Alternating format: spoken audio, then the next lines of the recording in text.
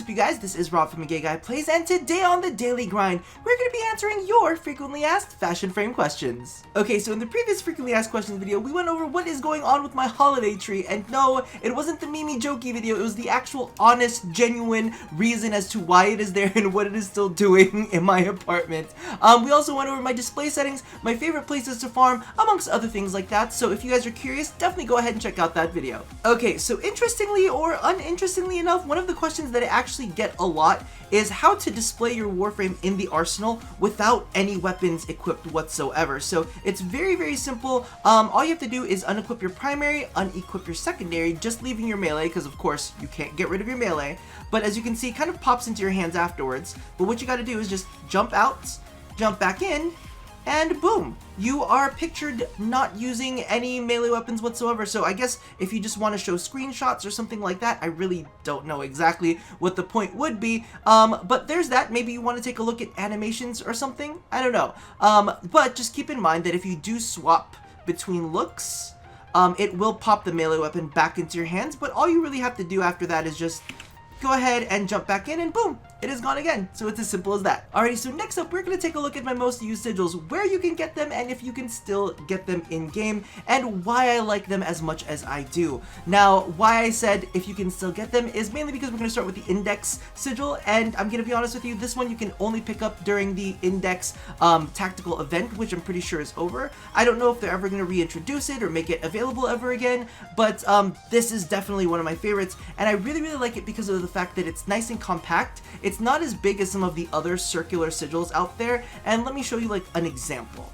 So we have got ourselves the Void Gate sigil, and I like the design on the Void Gate sigil, but as you can see, it's kind of a little bit graphically intense. There's a lot going on over there, and it actually consumes a lot of Octavia's chest area. Now, one of the big things that I like to say about like sigils and kind of like additional pieces that you put onto your Warframe is I like those to kind of like be the icing of the cake.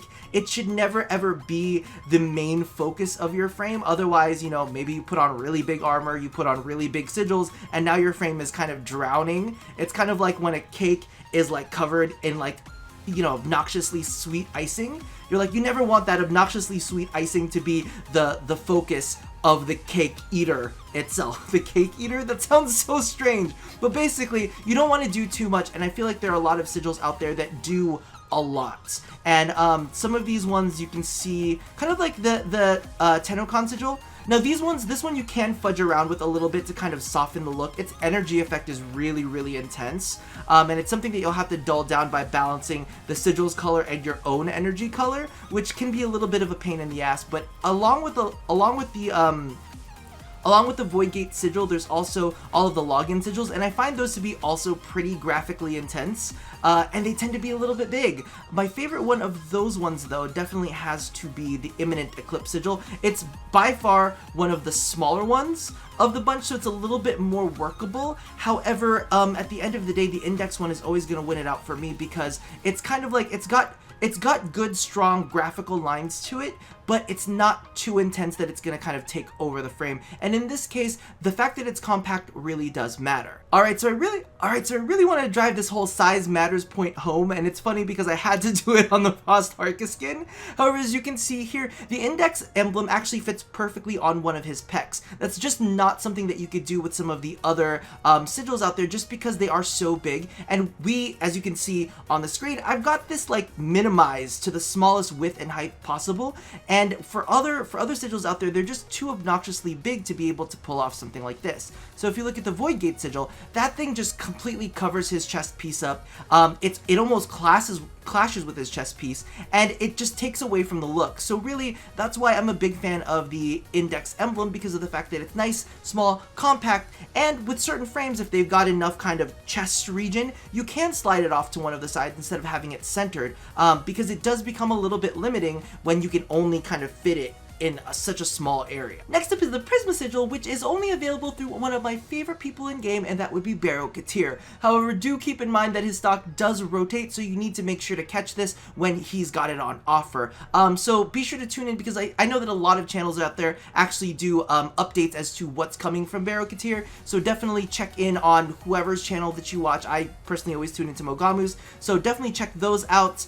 And one of the big reasons that I like this one is, again, it is nice and compact. Again, the energy effect on it doesn't completely make it too busy for use on the frame to make it take over the frame. Instead, what I really like is the fact that it tends to be able to blend into frames. So if you notice what I've done here, is it almost looks like it attaches to a part of the chest piece. You can rotate it a couple different ways. So you can actually change its rotation to go up this way, and as you can see in that way, it actually melts into the 2 stripes on her chest, which is really cool because I like it when sigils look like they blend into the piece. Again, we don't want our sigils to kind of take over the entire look of the Warframe. You spend a lot of time color customizing a Warframe, so when you slap on a sigil that is just way too overcomplicated, it tends to drown the frame out. But when you have a sigil like the Prisma Sigil, you can actually use the bottom ends, because the bottom ends right here, let me rotate it to the side for you so you can see it a little bit better.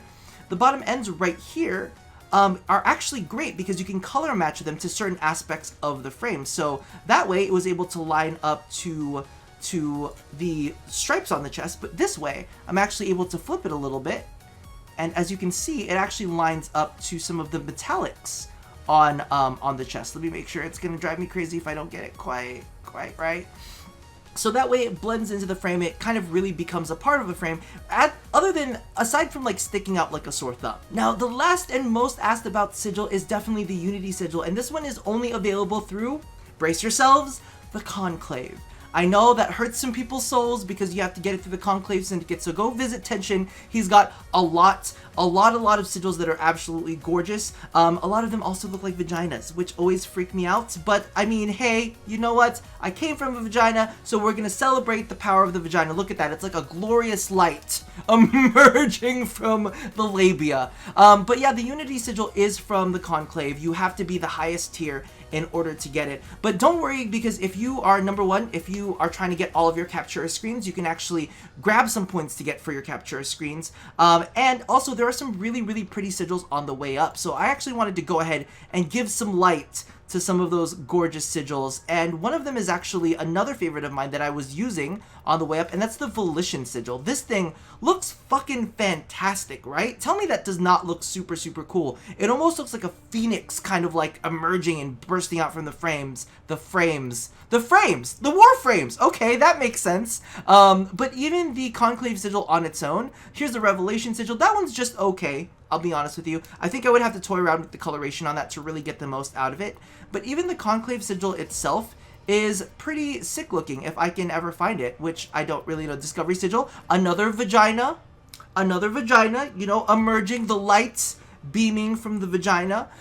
So, you know, if you like vaginas, you can definitely pick this one up. But the Conclave Sigil itself, like if we, let's say, equip that and go ahead and turn on some really like pretty bright colors, it actually looks, the design itself is actually really nice. So you can even use that just as some sort of like patterning or to add lining to your Warframes. But I'm a big fan of the Conclave Sigil, so you should definitely check them out. Okay, so there is one more sigil that I wanted to give it a little bit of love to because I think people take it for granted, but as you rank up, your Mastery Sigil actually grows and changes with you. So it might not be this current design for you, but I actually think that all of the designs on the way up are awesome. I don't feel like they're ever too obnoxious. They're very graphically strong. They have some nice crisp lining. The energy effect is never over the top, but it definitely still adds a little bit of a pop. So if you're looking for something just simple to put onto one of your Warframes, don't hesitate to kind of jump back into the Mastery Sigil, because honestly I think it is one of the better ones out there, and it's not a big eyesore. It's the perfect size. Well, maybe not the perfect size, but it's a really good size so that it doesn't take over your entire frame.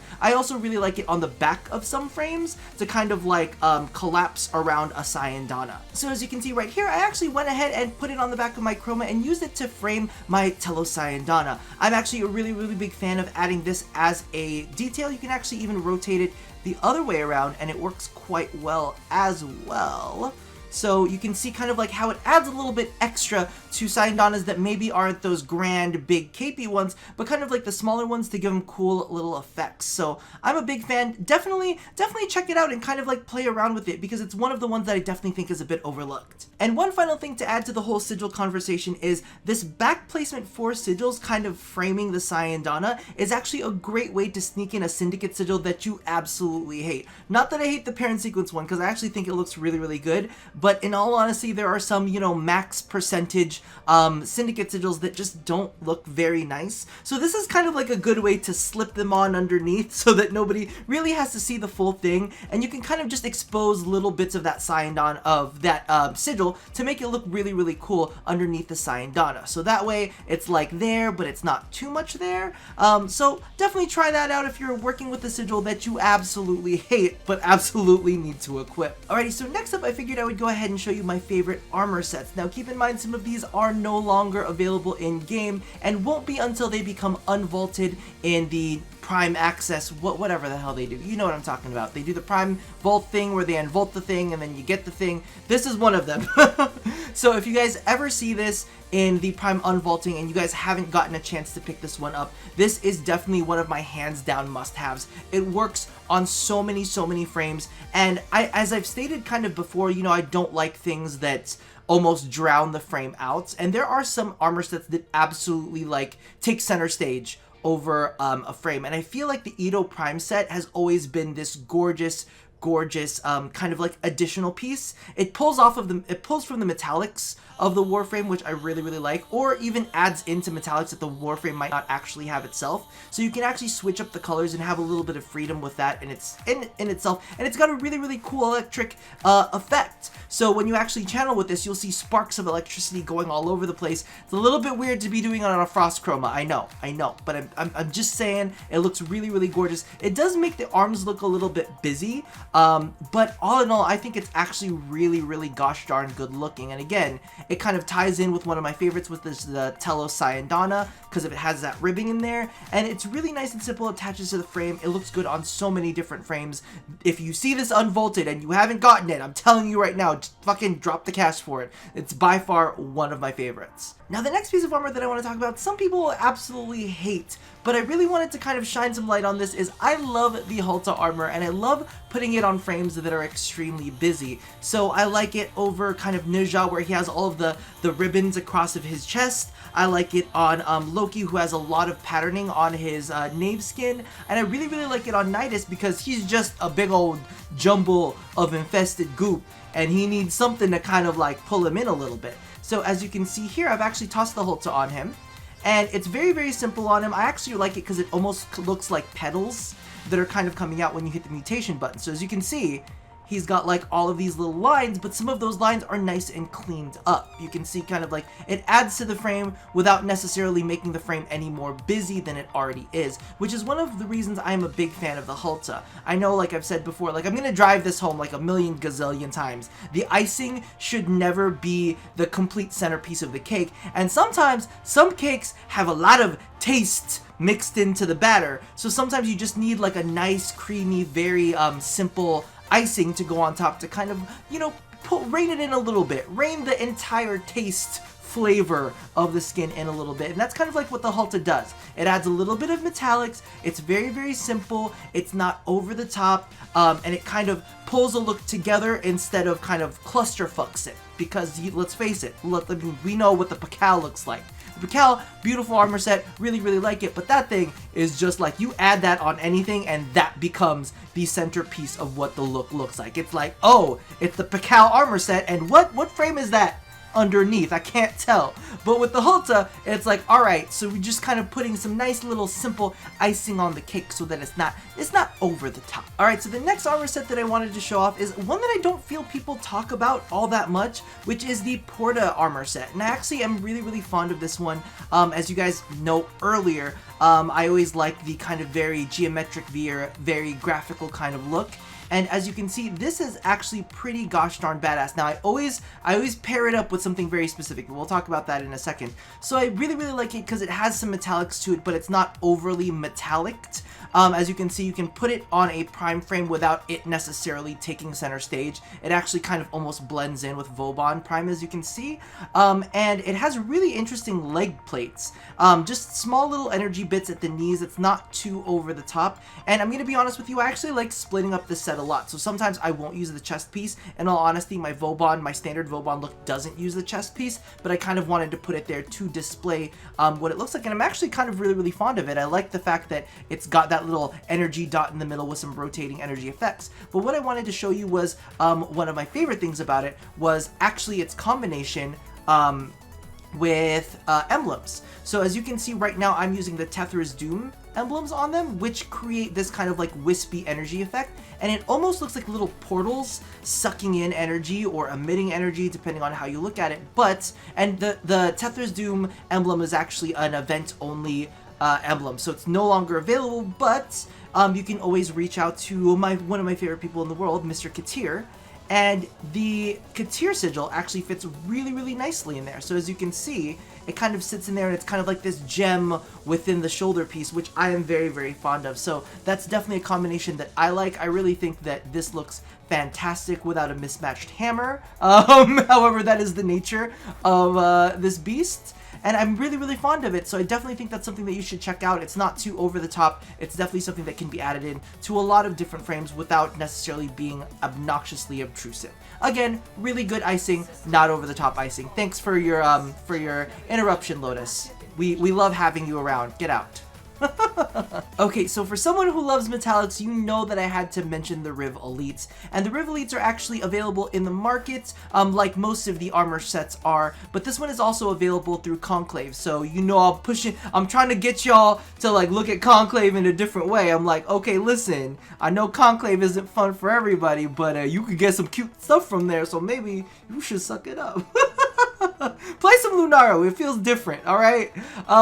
So this is actually the Riv Elite, and if you like metal, this thing is a lot. And the thing about the Riv Elites is, I don't use them as much, but there are certain Warframes that they just look absolutely amazing on. And in this case, I felt like because of the way that the frame is shaped herself, that the Riv Elites fit perfectly on her. I'm gonna be honest with you, I actually don't use the chest guards with the look itself, because I kind of like that open bare chest look. And if you even notice, I hadn't put a sigil on her chest either, because I like that kind of split in the middle. And that's actually the way that I kind of like to keep her. You know me, I like the spirit of things, and to me, it feels like the spirit of things to have her with that. But the Riv Elite look absolutely fantastic, especially because of the way that it sits on the rest of her armor pieces and the way that it fits. This is one of the things that I get really, really juiced about, you guys. This is like one of my like mini fashion frame like oh moments, is when attachment points. So you see the spines on her knees, right? You see how they fit right through the grooves of the Riv Elites, okay? That to me is like a fashion frame orgasm. I'm like, oh my god, it's like perfectly placed. I like love it. It's just in there, it's in there right, and it feels so freaking good. So the Riv Elites are definitely something that I think that you guys should check out. There's a couple different ways to get them, so that way you don't have to pay in-game currency. You can actually, if you're just, you know, in the mood to play a little Lunaro for a couple days, you can go ahead and grind up the pieces yourself. But I think it looks absolutely fantastic when you're feeling like you want a little bling. This is like my over-the-top moment, you know, when I kind of do want some really good icing, because sometimes this can be a lot for some frames out there, but you know, sometimes if you want to do it big, you could do it big. I just, you know, you have to be cautious about not doing it too big, you know, bland ass cake, dry, nasty, crumbly cake, and then you slap a whole bunch of armor on it, and now you got like this weird, too sweet, too nasty underneath kind of cake, and it's just not good. Okay, so this is the last armor set that I'm gonna do, because honestly, I found myself sitting here thinking, god, there are so many armor sets that I like for very specific frames, but not for other frames. So this is gonna be kind of like my ode to that.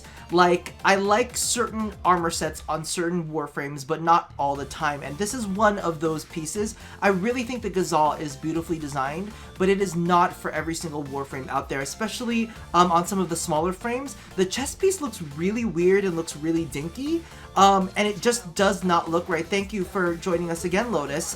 Thank you for letting me know about Invasion. I'm not going to go on to. Anyway... no, so this armor set is actually kind of like, I think it's beautifully designed.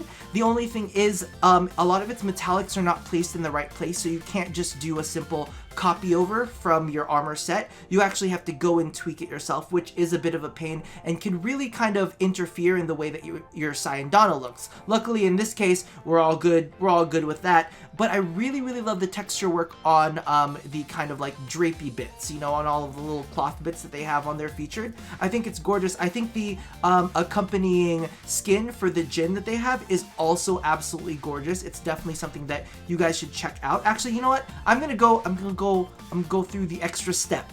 I'm gonna go through the extra step and I'm gonna show you the Jinn skin, even though I have not prepped it. Right there. This is definitely not the color. This is definitely not the color setting that I would normally use for that. But look at that. That is, to me, that is absolutely gorgeous. All of the metallics on there. That is definitely something that you guys should check out. I love the Ghazzal, the armor set, and I love the Ghazzal skin on the Jinn a lot. So if the Jinn is like a sentinel that you guys use fairly often, which it's something you should definitely play around with because the Jinn is a good sentinel.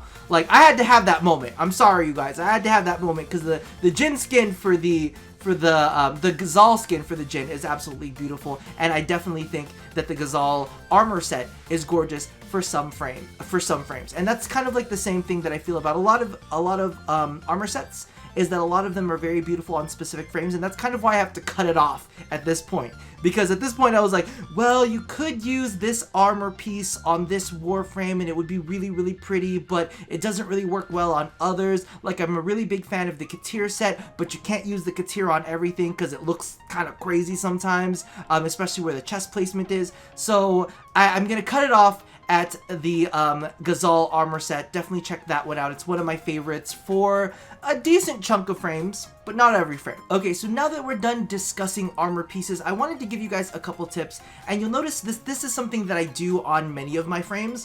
When I do a lot of fashion framing, I tend to actually keep many of my frames blank, just because I want to start off with, as I've been saying a million times over, a really good cake. And then we just add a little bit of icing to it here and there to make it, you know, really pop. But one of the things that I find that a lot of people do, and I don't know if they do it because they genuinely like it or if it's their OCD that makes them crazy, because I know it definitely makes me crazy. One of the things that I myself cannot do is put different pieces of armor on the same look. Like, I would rather just go without rather than mixing and matching armor pieces, because to me, that number one triggers my OCD. I absolutely cannot, I can't do it. It hurts my soul. So when you guys say hit randomize, I'm like, no, that's a fear. You can't do that to me. I have a randomizer phobia. But one of the things that I did want to point out is sometimes it's really good to pick and choose your armor pieces. You don't necessarily need to wear armor pieces on every single slot that's open, and I kind of wanted to show you that with the Acanthus Prime set, and it's also my way of like sneaking the Acanthus Prime in here because I think it's really pretty, but only specific frames, kind of like I was saying earlier. But you know, we're gonna ignore that. But one of the things that I like is the Acanthus Prime sits well on some frames and not on other frames, and I love the way the chest piece sits on the Dynasty skin for Chroma, right? I think he looks absolutely fantastic, but if we look at his arm pieces and the way that they sit, it just doesn't, at least to me, it just does not look good. I do not like the way it sits on his arms whatsoever. So what I actually went and did is I was like, all right, well, you know what? Let's see what this looks like if we just do the leg pieces. Are the leg pieces fucked up too? And I'm like, no, the leg pieces actually look pretty good. Other than a little bit of clipping with its tail, I think that it's actually set pretty well on the frame. It's kind of nuzzled into the back and it kind of curves up and touches that tip, you know, because touching tips, good thing. So we've got that. So what I actually went ahead and did, it was just, I set those two in, and I was like, you know what? It's not over the top. He's already got so much going on with his shoulders that do we really need to add an extra little bit underneath of spikiness to kind of busy up his arms, which are already very busy. So part of me was like, all right, you know what we're gonna do? We're just gonna do chest and we're gonna do legs, and I think I'm good with that. And now I'm about to get really gay, but you know, Coco Chanel said it, that before a woman or anyone in this day and age leaves their house, they should take off one accessory. And sometimes that's the best case scenario. As I had said with Vauban, as I had said with Valkyr, I actually don't wear the chest pieces to some pieces of armor because I either like to keep that free for sigils, or they just have a really cool chest design that I don't necessarily want to cover up. So keep that in mind when you customize your frames, that you can do things by not necessarily adding in 50 gazillion pieces of armor. Because if you already look at this silhouette right here has so much going on with it that if you added another like spiky armor piece to it, and you added another spiky armor piece down here, it'd just be way too busy, at least from my eye. And that's one thing that you guys have to keep in mind too, is this, I'm speaking from my own personal aesthetic. I don't mean to impose it on anyone else, but I get a lot of questions as to how to up your fashion frame game, or why you don't necessarily put armor pieces everywhere. Because I definitely do get asked that, oh, what do you think about this armor set? What do you think about that armor set? Personally, sometimes I think armor sets are too much, so I mean, don't go crazy with that icing, you know what I'm saying. Alright, so the last thing that I actually wanted to touch on was the fact that yesterday we were actually discussing gender swapping frames. A lot of people wanted to make comments on it, and I kind of want to put it out into the universe that I think that gender swapping frames is super fun, a really cool idea, and I'd love to see, like, oh my god, like a female Loki. That would basically be like, I don't know why I picture it in my head as kind of like our version of Sombra, like kind of like the hacker in Viz female, and I think that would be absolutely cool. However, a lot of people talk about gender swapping frames as if it is such an easy, simple thing, but legitimately gender swapping frames actually takes a lot. So if you guys think about it, because of the fact that a lot of the shapes of the frames are actually going to change, like the sizes, they'd actually have to probably re-rig skeletons for all of that, you know what I mean? They'd have to re-rig skeletons, remake the mesh for the gender swap frame, and then on top of that they would have to animate it, and then on top of the animation they'd have to make the skin itself. So that is a huge amount of work for what might potentially be a very small payout. Now, I'm not saying that it's not going to be popular, and I'm not saying that, you know, people aren't going to rush to do it, because I'm sure there are some frames that a lot of people are going to want to gender swap because, you know, they think it's cool like that. But legitimately, that's almost as much work as it takes to put into actually creating a new Warframe. Of course, you know, that it's lacking the mechanic side of it, but and that's all the visual side of it. But really, all they gotta do is slap some abilities on. I make programming Warframe sound so easy. Like, just slap some abilities on and it's good. But legitimately, that's almost the amount of effort that they would have to take to visually create a new Warframe. So really, when you think about the return on investment versus a completely new Warframe or just a gender swapped Warframe, I really don't know exactly how much return that would be, and you have to understand, as much as, you know, I love the game and I love fashion frame and all of that kind of stuff, we also have to remember that DE is a company and they do have to pay their employees. As you know, many people out there are employed by their employers. Everybody wants to make sure that they have a paycheck so that they can go home and pay their kids. And sometimes I think, oh, that's a really cool idea, but will that make any money whatsoever? I think that it will, but I really don't know exactly how much, because this is a free-to-play game, so you never know. I don't know what their whole money earning dealings is, but a part of me is like, let's not say that it's just that simple to gender swap all of the Warframes, because there's definitely a lot of effort that's going to be put into it. It's going to take away a lot of time from other projects that could be happening, you know, because they've still got a bunch of deluxe skins that they need to work on. So let's let them do that first, and then we'll talk about gender swapping frames. After every frame has a deluxe skin, then let's talk, okay? So that pretty much does it for this Q&A.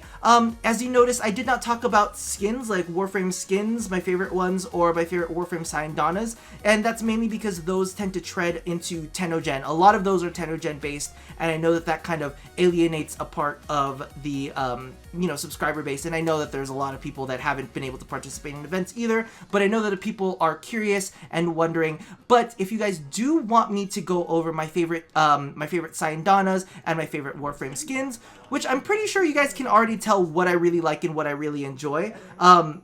But yeah, let me know in the comments below, as well as any other questions that you feel that you want to ask me, because I really occasionally like to kind of tap into what you guys are kind of like thinking and what's going on in the comment sections, and instead of answering them on a one-on-one basis, because if you guys have seen as of late, sometimes I got copy and paste responses because there's like 3 of you that are on completely different comment threads that are saying the exact same thing, and I'm like, well, babe, I can't, I love you, but I can't write the same comment like in different ways 5 different times. Like, I got videos to make. Like, I fucked up this video earlier. I forgot to press record. So, with that said, I'm gonna let you guys go. Let me know what you guys think in the comments below. Let me know if there's anything else that you want me to cover, any questions that you want me to answer, and that pretty much does it for me. So, as always, love somebody, hurt nobody, and touch your body. I'll see you guys next time. Bye-bye!